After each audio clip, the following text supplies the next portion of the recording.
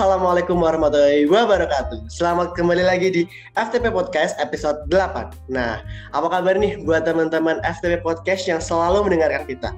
Semoga baik-baik aja ya, karena kita tahu kan pada beberapa hari ini tuh keadaan cuaca itu kayak lagi naik turun. Kadang mendung, kadang hujan, kadang panas gitu ya. Jadi semoga untuk teman-teman yang mendengarkan podcast pada saat ini, saya harap untuk selalu sehat selalu. Nah, pada kali ini nih di FTP Podcast episode 8 kita akan membahas suatu topik di mana yang itu begitu penting gitu ya. Nah, sebelumnya ya teman-teman tahu nggak sih apa itu Indonesia Generasi Emas 2024? Nah,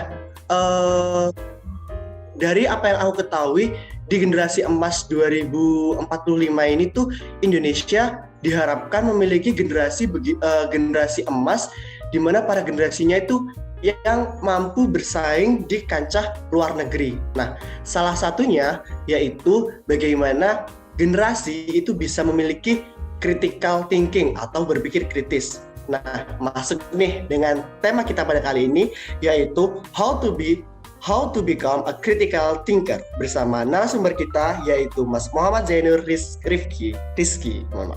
Nah, sebelumnya di sini saya akan menyapa kepada Mas Zain. Selamat pagi Mas Zain. Selamat pagi. Assalamualaikum.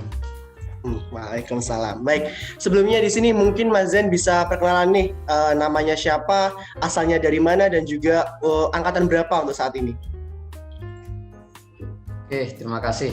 Ini saya manggilnya podcasternya Mas Zidan ya. Iya, Mas Zidan. Oke, Mas Zidan. Jadi perkenalkan, nama saya Muhammad Zainur Rizky. Biasanya sama teman-teman dipanggil Zain, panggil Zainur, sama aja. Saya sendiri dimisioner Ketua Umum Badan Eksekutif Mahasiswa BEM, Ketua BEM FEB UNED 2021 lalu ya.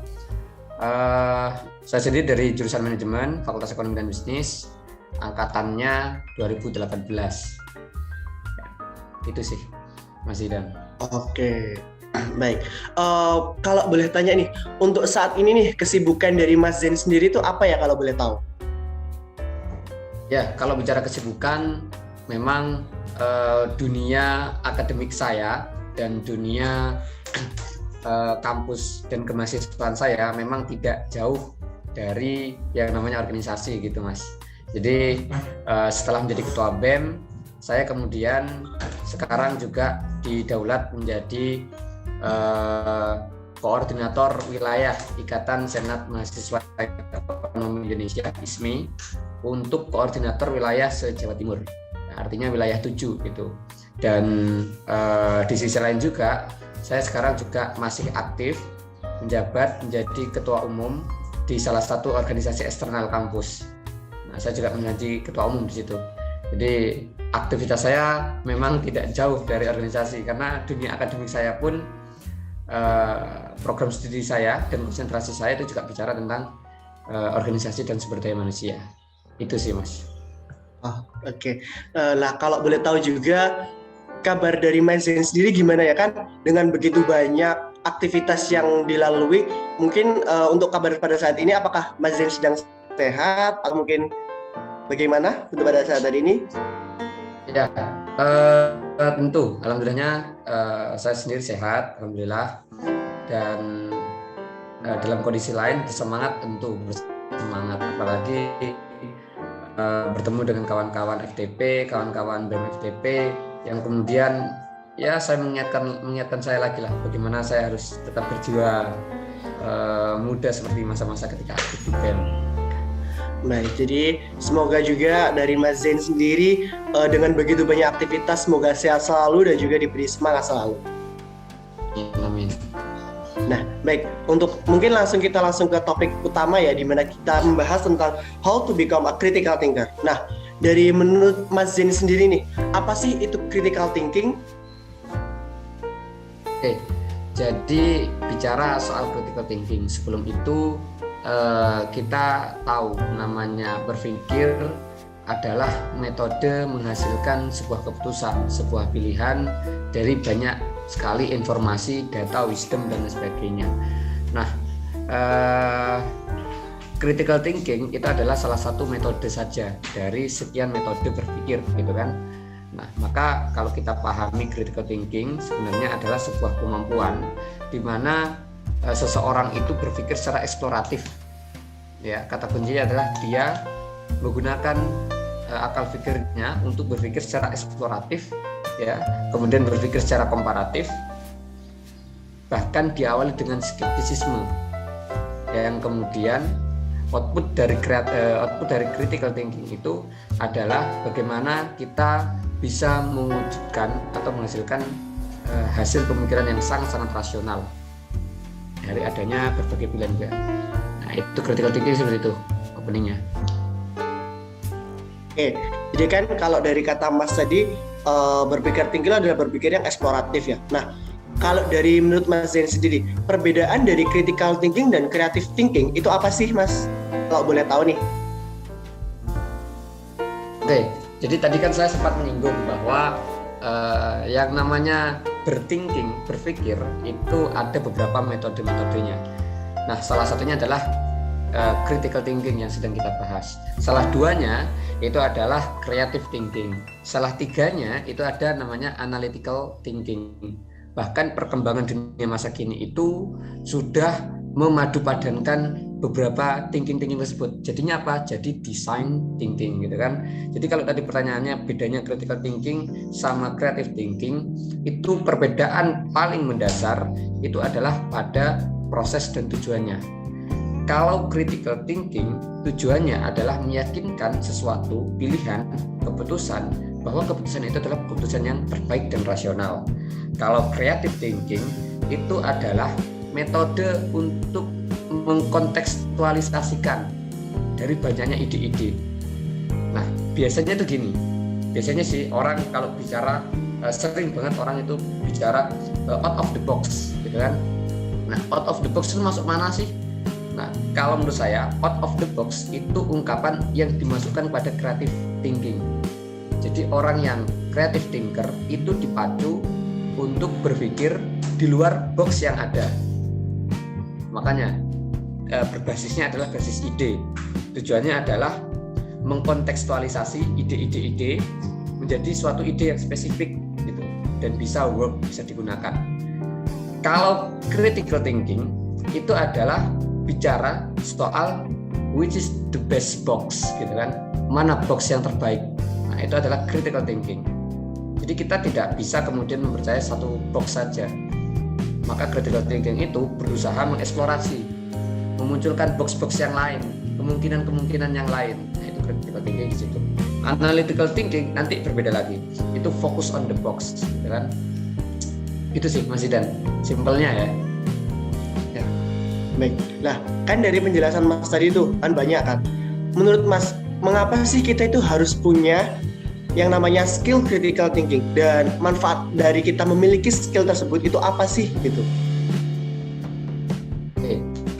Jadi dunia per hari ini banyak riset juga membuktikan, menyatakan bahwa skill 4.0 yang paling penting sekarang ini selain bicara soal leadership, bicara soal negotiation, bicara soal communication, bicara soal inspiring people atau influence people gitu kan. Banyak sekali juga yang menyatakan bahwa creative thinking itu menjadi penting gitu kan. Apalagi kita mahasiswa BEM ya, pengurus BEM, maka sangat mungkin kita itu tidak lantas duduk dan diam dengan apa yang kemudian ada terjadi dalam sebuah keputusan, pilihan atau sebuah fenomena. Makanya critical thinking itu dibutuhkan untuk kita bisa mengurai. Jadi gini, Mas Idan, hal yang paling mahal di dunia yang serba cepat sekarang ini ya, itu adalah informasi. Dan tidak semua informasi itu bisa menjadi data. Dan tidak semua data itu bisa menjadi wisdom. Dan tidak semua wisdom lantas bisa memunculkan decision, keputusan gitu. Jadi kenapa bisa begitu? Karena informasi yang ada di sirah kita ini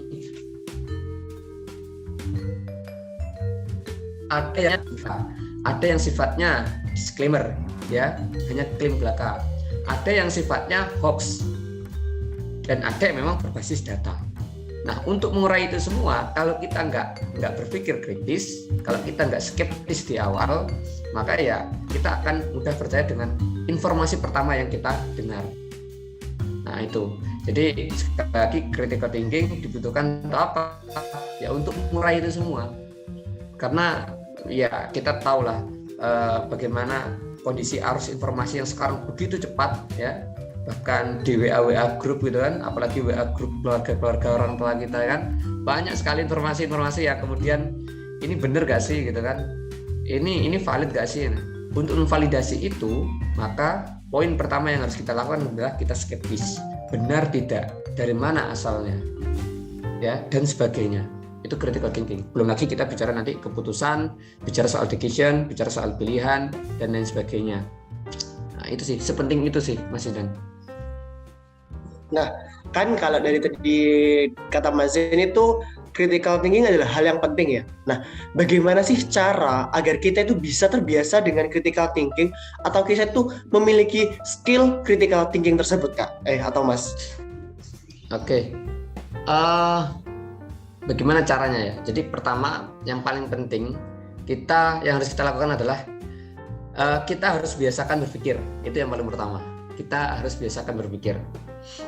Tidak semua pemikiran yang dilakukan oleh kita itu terjadi suatu pemikiran yang kemudian bisa dibilang integratif atau berkesatuan gitu. Jadi kadang juga banyak sekali sebagian dari kita yang berpikir terjadi logical fallacy gitu. Dan itu sangat sering terjadi gitu. Nah, maka pertama yang harus kita lakukan adalah kita harus menumbuhkan rasa ingin tahu yang besar. Dan bagi saya ini menjadi tantangan yang sangat luar biasa, dan apresiasi betul buat kawan-kawan BEM FTP mau untuk membahas critical thinking ini. Kenapa? Karena di dunia mahasiswa kita sekarang ini, saya pun juga merasakan, apalagi kawan-kawan adik-adik di mahasiswa juga sudah banyak yang kemudian mereka prosesnya adalah dari daring, yang kemudian mendadak luring dan sebagainya. Itu ya memang preferensi dan informasi itu sangat minim diketahui secara kasat mata, secara langsung. Banyaknya informasi itu terurai ya secara bebas dan tidak terkendali. Itu informasi ya. Jadi informasi kita di era zaman sekarang ini itu relatif tidak terkontrol.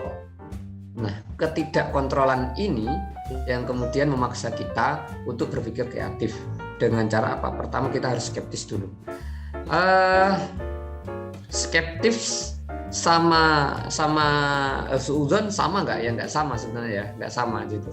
Jadi skeptis itu adalah pada sesuatu hal apapun kita selalu menanyakan dan menimbulkan kemungkinan gitu. Nah, itulah proses berpikir kreatif. Proses lainnya selain kita skeptis, rasa ingin tahu yang besar, maka kita harus perbesar preferensi. Karena percuma kalau kita membayangkan sesuatu sedangkan referensi kita hanya pada berkutat A, B, C saja atau A, B, C, D saja, ya maka kita tidak akan jauh-jauh berpikirnya dari situ. Oke lah, kita tahu silogisme, kita tahu rumusnya bahwa A sama dengan B, B sama dengan C, maka A sama dengan C. Namun untuk bagi mereka yang creative thinker, dia tidak akan menyatakan bahwa A sama dengan B, B sama dengan C, A sama dengan C. Orang yang creative thinker, dia akan kemudian memunculkan kemungkinan-kemungkinan yang lain. Apa kemungkinannya? Ya nggak selalu A sama dengan C, bisa jadi A sama dengan D, E, F, G, bahkan sampai Z. Nah, itulah orang creative thinker. Jadi kenapa? Ya sejauh mana dia punya referensi yang besar gitu. Itu bagi teman-teman yang kemudian ingin berpikir kreatif. Dan berpikir kreatif adalah, kalau saya ya biasanya ya, dimulai dari suatu hal-hal yang kecil saja, sesuatu hal yang kemudian dianggap wajar oleh banyak orang, dianggap wajar oleh sebagian orang. Nah kemudian layak juga itu kita berpikir apakah iya seperti itu. apakah benar seperti itu. Nah, jadi sekali lagi orang yang berpikir kreatif itu nggak ada batasannya Mas Ida. Sejauh mana juga dia punya referensi. Itu deh Mas Ida.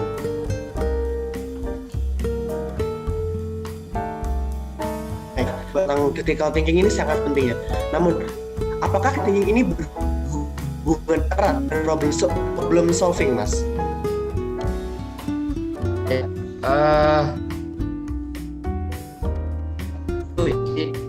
Itu sangat berhubungan.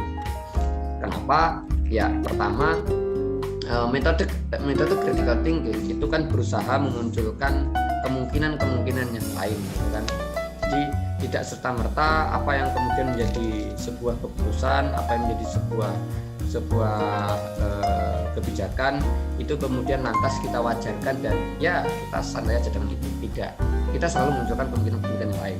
Maka dan untuk menghasilkan sebuah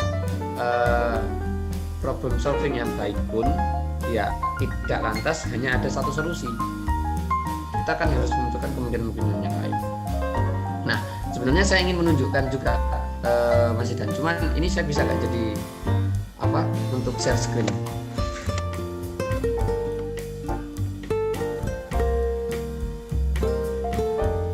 Hanya PPT sedikit aja sih.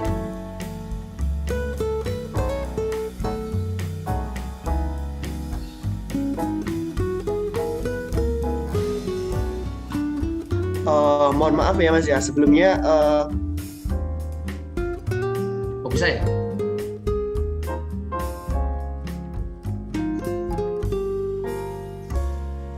Mungkin bisa Mas dilanjut.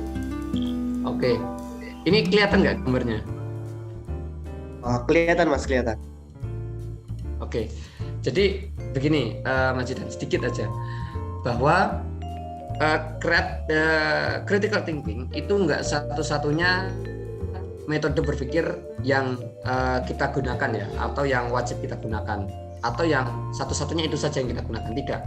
Tapi critical thinking, kemudian creative thinking, analytical thinking di era yang baru ini kita kemudian bisa memadu-madankan itu. Nah, banyak orang yang kemudian menyampaikan itu sebagai design thinking dan sebagainya. Contoh saja, apa yang kita lihat di layar kali ini, ya, ini ada ikan Nemo, yang lainnya ke kiri, ada satu ikan Nemo ke kanan. Itu metode berpikir yang kreatif gitu. Jadi bagi mereka yang kemudian creative thinker, dia akan mencoba untuk memunculkan ide baru. Maka berkaitan dengan problem solving, ya nggak ada salahnya juga kita memadu-padankan creative thinking dan critical thinking. Ya. Kemudian untuk yang analytical thinking, dia fokus pada satu keputusan atau satu pilihan, dan dia kemudian menganalisis, ya, memakai sudut pandang dirinya. Dan yang terakhir, ini yang tadi kita bicarakan soal critical thinking. Kenapa harus ikan Nemo? Kenapa enggak? Kenapa harus Nemo? Kenapa enggak Dory aja? Nah, ini semua adalah metode-metode yang kemudian kita bisa kaitkan dengan proses pencarian solusi. Jadi sekali lagi yang ini saya rekom ke teman-teman di sini di kesempatan ini adalah metode berpikir kalau bisa jangan gunakan satu saja, jangan hanya gunakan critical thinking saja. Tujuannya apa? Kita mempercepat mendapatkan problem solving yang baik, yang bagus dan akurat gitu. Nah, sekali lagi critical thinking itu untuk menguji rasionalitas dari sebuah putusan atau dari sebuah solusi yang kita tawarkan. Itu untuk menguji. Ya, sekali lagi itu untuk menguji. Nah, proses untuk menemukan itu, nah salah satunya kita bisa memadupadankan dengan thinking yang lain gitu, Mas Idan. Jadi nggak ada salahnya juga kalau kita kemudian mumpuni di banyak metode berpikir gitu ya. Itu sih kira-kira Mas Idan. Baik Mas. Nah, untuk selanjutnya nih, kan tahu bahwa Mas Zain ini adalah seorang yang berkecimpung di keorganisasian dan juga masih di tahap perkuliahan ya. Nah, bagaimana sih langkah-langkah penerapan critical thinking dalam dunia pendidikan maupun organisasi, Mas? Ya, dunia pendidikan di sini kan di kuliah ya, gitu ke akademik ya. Jadi sekali lagi bagaimana menerapkannya? Ya contoh saja, ketika kita di organisasi, entah di DUBEM, entah itu di BEM, entah itu di HMJ atau organisasi apapun itu, ya, maka proses critical thinking itu tidak lantas ya dipakai hanya ketika ada sebuah kebijakan dari pimpinan yang kemudian harus dikritisi saja. Tidak lantas hanya itu saja. Walaupun memang dulu ketika saya menjadi ketua BEM bersama kawan-kawan BEM fakultas yang lain dengan teman-teman BEM FTP juga waktu itu, kita juga mengkritisi suatu kebijakan waktu itu, yakni soal kebijakan kuliah daring, ya, UKT dan KKN Back to Village. Nah, kita waktu itu kritisi itu karena apa? Karena waktu itu kita tidak mau mewajarkan sesuatu yang kemudian dikeluarkan, gitu kan? Jadi karena relatif waktu itu adalah beberapa sebagian mahasiswa itu merasa wajar dengan apa yang terjadi, maka sebagian mahasiswa yang lain dan kita pun waktu itu merasa tidak wajar. Itu adalah pintu gerbang awal kita untuk berpikir kritis. Ya, itu di organisasi. Tapi tidak lantas di situ saja. Karena tadi di awal saya katakan untuk melatih sebuah critical thinking, maka kita harus exercise yang banyak, gitu. Latihan yang banyak, latihan berpikir yang banyak. Di mana kalau kita di organisasi mungkin sejak dari rapat departemen kita proses lah itu berpikir kreatif, berpikir kritis. Kemudian ketika kita rapat harian, ketika kita rapat kepanitiaan, itu adalah proses-proses kita untuk berpikir kritis. Di lain lagi di kelas ketika ada dosen, ya, dan bicara soal biasanya kan sering nih presentasi sebagainya, itu bagian dari kita proses berpikir kritis. Jadi sekali lagi kalau kita terapkan di dunia kampus, ya, dunia kemahasiswaan dan akademik, saya kira banyaklah momentum untuk kemudian kita berpikir kritis, ya. Yang paling penting resepnya adalah jangan mudah mewajarkan sesuatu yang update kita. Itu keyword pentingnya, gitu. Jangan pernah mewajarkan dulu, ya. Kalau kita belum cari, ya jangan diwajarkan dulu. Wajar dosen ngasih tugas, ya. Mungkin Mas Zidan angkatan berapa? Kalau dari saya sendiri angkatan 21. Oh, 21. Mungkin teman-temannya angkatan 19 ya atau angkatan 20 mungkin ngalami. Dulu waktu kita awal-awal pandemi itu, dunia kampus kita ini diakui loh ya. Bahkan ini bahkan ada penelitiannya dari pimpinan kampus waktu itu, dari Wakil Rektor 1. Bicara soal tugas. Jadi awal-awal pandemi dulu mahasiswa itu banyak sekali tugas. Nah, sebagian dari kita itu mengajarkan, sebagian dari yang lain pun tidak mengajarkan. Waktu itu beberapa memang mengajarkan, ya sudahlah, apa namanya, kita pandemi kan, ya kita kuliahnya berbasis tugas. Tapi lama-kelamaan itu overload. Di teman-teman mahasiswa overload. Nah, akhirnya apa? Salah satu yang kita suarakan oleh teman-teman BEM waktu itu soal proporsionalisasi tugas dari dosen ke mahasiswa. Nah, itu kan juga proses berpikir kritis. Artinya kita tidak lantas mewajarkan aja, gitu. Kalau pandemi terus nggak apa nih, nanti ada tugas overload, kita juga yang repot, gitu kan. Nah, ini beberapa hal yang kemudian memang masih debatable, ya, bicara soal tugas sebagainya. Tapi kita waktu itu bicara soal keproporsionalannya, ya, bicara itu yang kemudian kita meminta pimpinan untuk memberikan kebijakan. Itu sih prosesnya kita di organisasi. Jadi dari sesuatu hal yang sekecil apapun jangan pernah diwajarkan terlebih dahulu sebelum kita tanyakan. Minimal tanyakan kenapa, gitu kan? Minimal kita tanyakan kenapa, gitu. Ya, sebelum kita mengiyakan. Itu sih, Mas Zidan. Nah, kan tadi kan dari Mas Zain bilang bahwa untuk mendapatkan skill critical thinking kita harus berlatih. Nah, namun Mas, bagaimana cara agar kita mengetahui apakah kita itu sudah mempunyai skill critical thinking dengan cara bagaimana agar kita mengetahui apa itu skill tersebut? Oke, jadi sebenarnya tidak ada cara yang spesifik ya, cara yang spesifik untuk kemudian menjudgment seseorang ini sudah berpikir kritis atau tidak. Jadi sebenarnya tidak ada metode khusus atau alat khusus yang kemudian bisa mendeteksi itu gitu kan. Tapi setidaknya yang kita dapat uji ke diri kita sendiri ya dengan langkah otokritik tadi, maka yang kita bisa lakukan adalah kita uji diri kita sendiri. Apakah kita menjadi bagian yang sama dari kebanyakan orang? Ya, apakah kita menjadi bagian yang sama dari kebanyakan orang? Banyak sekali orang yang kemudian terobsesi untuk kemudian menjadi different people, untuk menjadi orang yang berbeda dari orang-orang yang lain gitu kan. Tapi masalahnya titik tekan dari orang yang berbeda itu apanya? Ya, itu apakah hanya soal fashionnya saja yang berbeda atau soal gaya bicaranya saja yang beda? Ya, itu sebenarnya kan bungkus gitu kan. Tapi yang paling inti adalah bagaimana metode berpikir kita. Jadi sekali lagi bicara kreatif, bicara critical thinking, maka yang paling penting adalah kita tanyakan, apakah kita masih saja mudah mewajarkan segala sesuatu yang terjadi di sekitar kita? Itu. Kalau bisa nih, segala sesuatu itu anggap gak wajar aja. Supaya apa? Semuanya muncul pertanyaan, semuanya memungkinkan. Kemungkinan apapun bisa terjadi. Nah, kita uji tuh di daya nalar kita.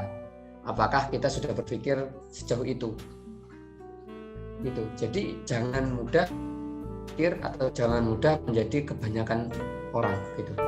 Jadi sekali lagi, sebuah kebenaran ya, sebuah kebenaran atau sebuah pilihan atau keputusan yang rasional itu tidak serta-merta harus didukung oleh banyak orang. Tidak serta-merta dihitung dari kuantitatif ya, tidak lantas dihitung dari banyaknya orang yang memfollow dari kebenaran itu, dari putusan itu gitu. Jadi itu ya, jadi kita hati-hati nih di dunia yang era serba bias ini. Itu sih Mas Zidan. Nah, untuk selanjutnya menurut Mas Zain nih, apa sih yang menunjukkan bahwa suatu pemikiran itu dapat dikatakan sebagai pemikiran yang critical thinking gitu Mas? Ya, jadi critical thinking itu kalau bicara output, maka outputnya adalah sebuah pemikiran yang rasional, yang sangat-sangat rasional, gitu kan? Mungkin kita tahulah banyak sekali di masyarakat kita, apalagi masyarakat kita ya, masyarakat Indonesia, gitu kan? Banyak sekali hal yang kemudian semuanya sifatnya asumtif, bahkan ada yang sifatnya mitos gitu kan. Nah, sebuah pemikiran kita layak kita uji gitu. Misalkan misalkan jangan makan permen karet nanti ususnya lengket sebagainya gitu kan. Nah, itu kan sebenarnya hasil pemikiran sifatnya asumtif. Nah, pernah nggak diuji secara by data sebagainya. Nah, itulah proses kita mengetahui titik tekan bahwa sebuah pemikiran itu sudah pada poin kritisnya. Gitu. Jadi sekali lagi critical thinking ya, berpikir kritis itu tidak ada ukuran pastinya. Ukurannya adalah bagaimana sejauh mana sudut pandang orang dengan preferensi yang berbeda-beda. Kalau mungkin Mas Zidan berpikir kritis itu pada poinnya sampai angka 50, ya bisa jadi saya berpikir kritis itu sampai pada poin 47 misalkan. Orang lain bisa jadi berpikir sampai pada poin 60, bisa berpikir poin sampai pada poin 75 dan sebagainya. Dan sekali lagi itu tergantung pada preferensi masing-masing. Karena referensi orang berbeda. Maka PR-nya apa? Ya teman-teman selain berlatih, maka teman-teman harus banyak-banyak membaca referensi ya, memperbanyak sumber-sumber dan sebagainya. Sehingga ya kita akan mudah untuk berpikir kritis dan tidak mudah menerima mewajarkan segala sesuatunya gitu. Gitu sih Mas Zidan. Nah, untuk pertanyaan terakhir nih, dari Mas Zen sendiri, apakah Mas Zen itu memiliki tokoh inspiratif yang menjadi role model dari Mas Zen sendiri, dikarenakan dari pola pikirnya yang kritis? Ya, sebenarnya kalau tokoh sih nggak ada yang kemudian menjadi satu-satunya role model bagi saya pribadi atau yang saya rekom lah ke teman-teman mahasiswa itu. Cuman yang kita perlu pikirkan adalah, yang kita perlu akui ya, bahwa negara kita ini mumpung momennya kan habis 28 Oktober ini ya, momennya teman-teman kita, teman-teman pemuda gitu kan. Kita harus tahu dulu bahwa apa yang dilakukan oleh para pendahulu kita itu adalah proses kemerdekaan ya. Proses kemerdekaan itu diawali dari proses berpikir kritis. Ya, ini yang harus kita tahu. Jadi para pendahulu kita itu berpikir kritis dulu sebelum mereka kemudian bisa bertindak, menentukan cara, strategi, dan pada akhirnya 1945 merdeka. Itu contohnya adalah ketika Jepang datang ke Indonesia nih, kemudian menawarkan persaudaraan satu rumpun Asia ya, saudara tua sebagainya. Mungkin pada waktu itu Indonesia, sebagian dari masyarakat Indonesia, warganya itu menerima ya, mewajarkan itu. Tapi sebagian yang lain, tokoh-tokoh kita kemudian berpikir kritis, apakah iya ya, kalau iya kenapa, dan kalau tidak kenapa, sebagainya. Nah, apapun itu yang dilakukan oleh tokoh-tokoh kita bisa menjadi role model kita. Banyak sekali loh ya, Mas Idan. Oke, kita mungkin bicara soal Sumpah Pemuda. Kita tahu bahwa tokoh-tokoh dari pemuda kita, jadi kita kalau bikin role model jangan ambil yang role model yang sudah ya. Ini salah satunya. Bisa juga kita jangan ambil dari role model yang mereka kiprahnya pada usia-usia yang di umur-umur sudah jauh dari kita. Kenapa tidak lantas kemudian kita ambil ketika masa mudanya, ketika mereka yang kemudian mempunyai sesuatu yang menarik ya, kefiguran, ketokohan ketika di masa mudanya. Contohnya mungkin teman-teman mahasiswa atau teman-teman FTP tahu nih, atau mungkin sebagian sudah tahu bahwa mereka yang menggagas Kongres Pemuda II di Sumpah Pemuda 1928 yang kemudian 17 tahun kemudian menghasilkan kemerdekaan Indonesia, mereka waktu itu ya teman-teman ya, waktu itu mereka itu umurnya nggak jauh beda dengan kita loh. Ketua Kongres waktu itu namanya Bapak Sugondo, mencanangkan Kongres waktu dia menjadi Ketua Kongres itu adalah berumur 23 tahun gitu kan. Kemudian waktu itu ada Sekretaris Kongres Muhammad Yamin, beliau berumur 25 tahun. Dan kemudian ada satu lagi Syarifuddin yang waktu itu berumur 21 tahun gitu.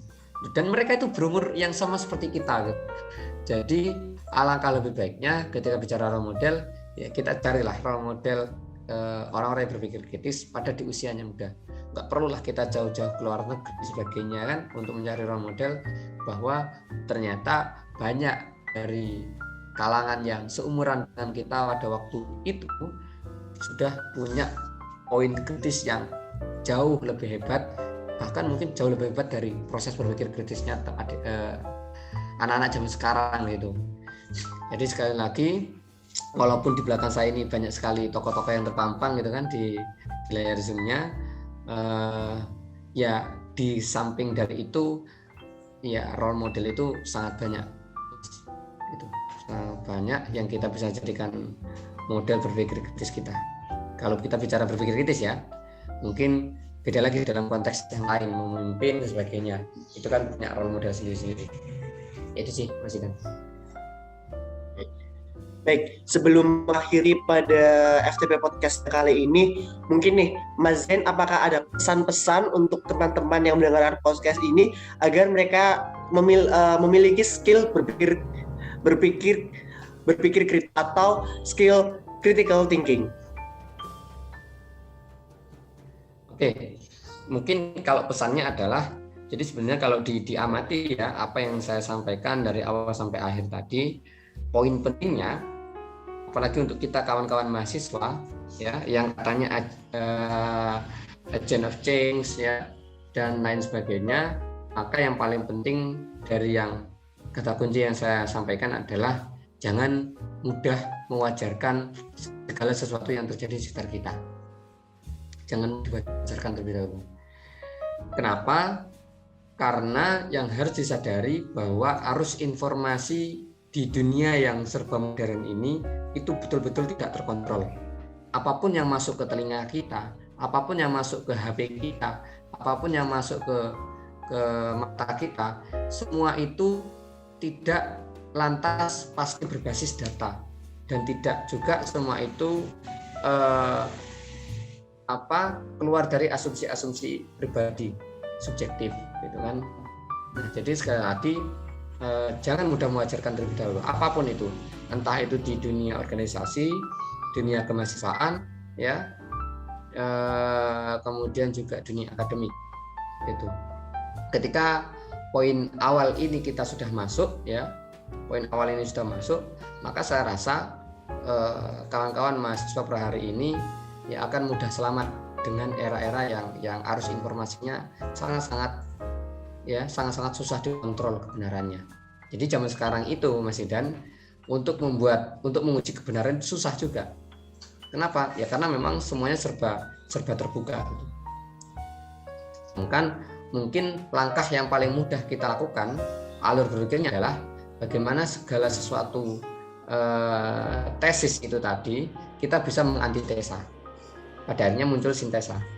Walaupun sintesa pada akhirnya akan menjadi tesis lagi, ya, kita harus mengantitesis lagi, dan kemudian akan menjadi muncul sintesis lagi, dan begitu seterusnya.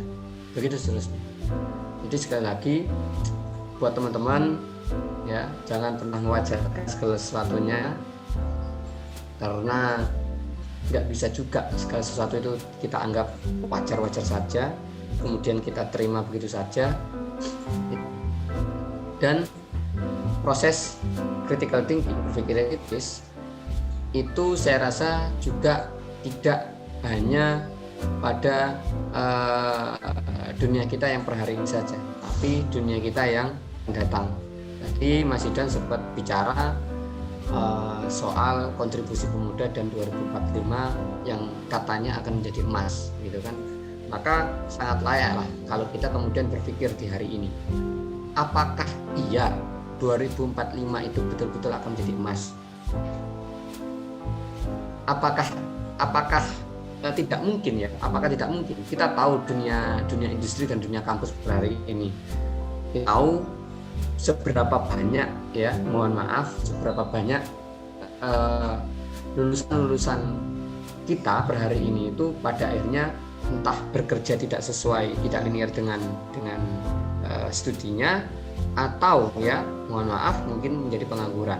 Dan berapa besar sih angka pengangguran?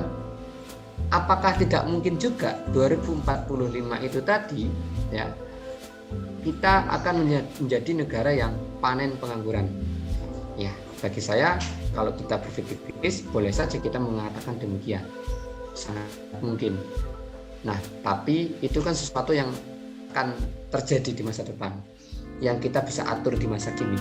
Maka salah satu hal yang saya harapkan bisa dikawal oleh teman-teman BEM FTP di dunia kampus FTP, maka teman-teman sering-seringlah berkomunitas.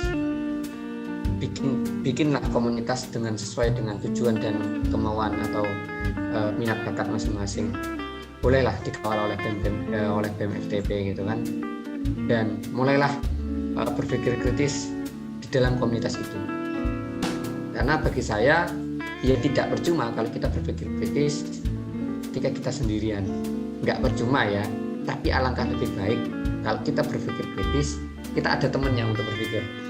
Jadi kita ada pembanding, gitu. Kita ada preferensi pembanding referensi sebagainya. Maka saya kira untuk mengulang sejarah di 1945 yang dulu banyak pemuda zaman itu juga banyak sekali berkomunitas, berbicara dan bertukar pikiran di setiap komunitas-komunitasnya, ya, saya kira banyak sekali. Maka tidak salah juga dong kita per hari ini banyak ini berorganisasi, apalagi teman-teman yang sudah menjadi pengurus BEM, gitu kan. Jangan sampai BEM kita hanya berkutat pada program kerja dan realisasinya, ya, tapi orientasikan juga pada kemudian organisasi yang learning organization, jadi organisasi yang berbasis pembelajaran, ya, dan organisasi yang berbasis ide, jadi kaya sama ide. Nah, saya kira kawan-kawan BEM FTP bisa lah untuk mewujudkan itu. Baik, terima kasih Mas. Nah, buat teman-teman ini, karena ini sudah di penghujung acara, terima kasih sudah mendengarkan FTP Podcast pada kali ini, di mana kita membahas tentang how to become a critical thinker. Dan buat kalian yang mendengarkan podcast ini, jangan lupa untuk menjadi seorang yang critical thinking, berpikir rasional, dan jangan mudah mewajarkan sesuatu agar kita bisa menjadi generasi yang lebih maju lagi dan membuat Indonesia lebih maju lagi. Terima kasih, dan jangan lupa untuk menunggu FTP Podcast episode selanjutnya. Kurang lebihnya saya mohon maaf. Dari saya, Muhammad Jayadi, dan undur diri. Wassalamualaikum warahmatullahi wabarakatuh.